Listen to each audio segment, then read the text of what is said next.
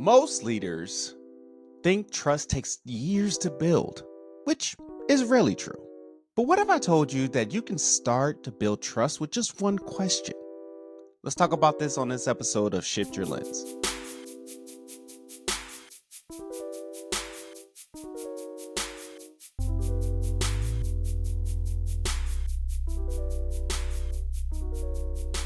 So, as a supervisor and a leadership coach, I understand how important it is to build trust with your team, because trust is a very foundational effort as a leader. When you ever want to get work done, or when people want to follow your lead, or even if you are following somebody yourself, you need to know if you can trust that person with your word, with your life to some extent, or with just the fact that they're not going to lead you astray. But what I've realized and noticed is that some people really struggle with building trust, and sometimes it struggles to build trust really quickly in that same notion. I have found that we get too caught up in trying to be real commanding or be real transactional in the dynamics that we are trying to get done, the initiatives that we're trying to accomplish, because we never really take the time to build a relationship with the people that we're working with. And there's some research out there that shows that employees who feel heard, who feel seen, who feel like they are valued through their relationships with their other coworkers, or even just in their one up, are 4.6 times more likely to perform at their very best.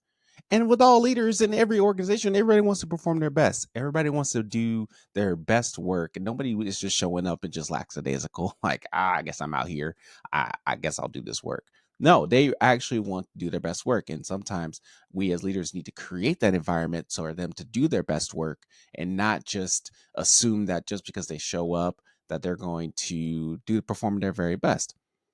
So what could we do as leaders to create that environment, to build that trust relatively quickly, to ensure that the staff and the team, or whoever it is that's underneath our leadership, feels heard, valued, and can trust us if we provide some level of correction or guidance or vision casting for the whole work to continue forward?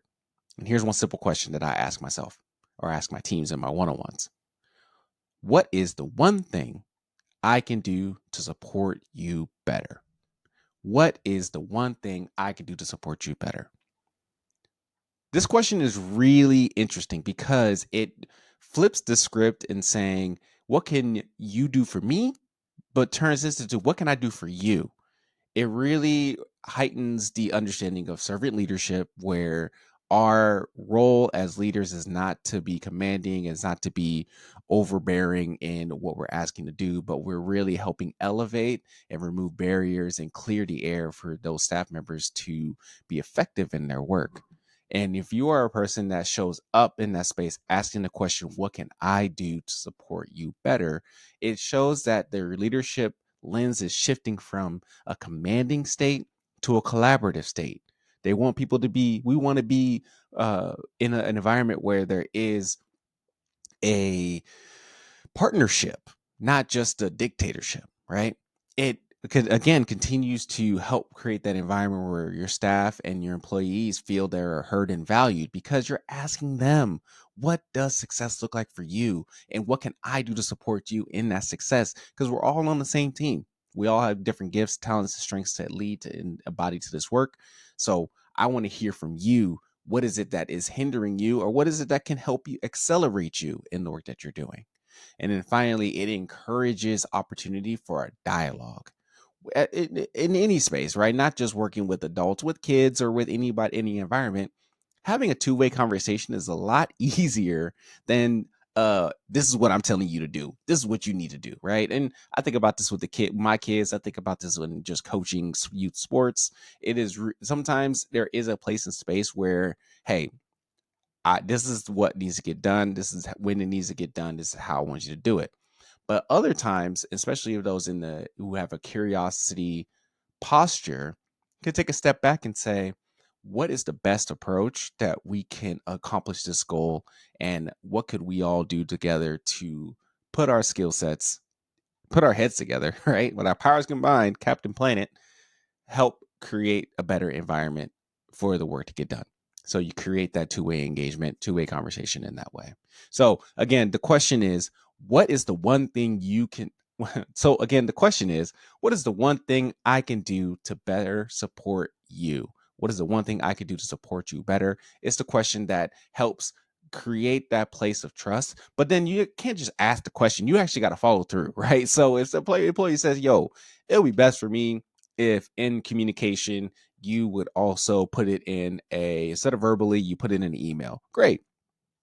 Written documentation really helps for those who need to be able to read and hear what they're saying. So I will do that for you because I know that will best support you in this work. Or there's been opportunities in my workplace where I ask this question in one-on-ones and in meetings, and they say, hey, could you just reach out to the individual who is on the other end of this work effort? I'm having a difficult time communicating, or I don't have the capacity to work through all the questions and understanding of this, but could you go and could you help gather what's needed? And so it helped me do my work better.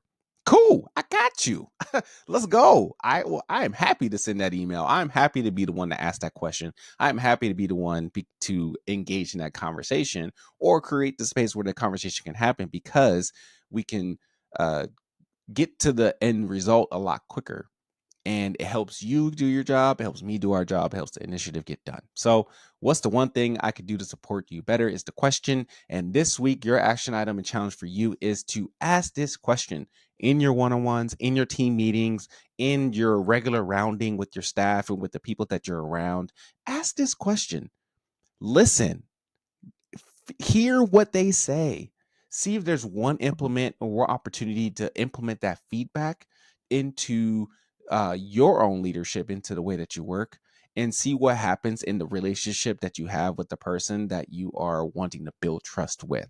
Does it deepen? Does it get stronger? Do you see a better relationship open up and there's just more opportunities to grow together? So if this resonates with you, I would love to hear from you. I will do a newsletter every week called the Leaders Lens newsletter, where we dive into more insights like this and even get a little bit more deeper in some tactics and frameworks and resources to help support you with that.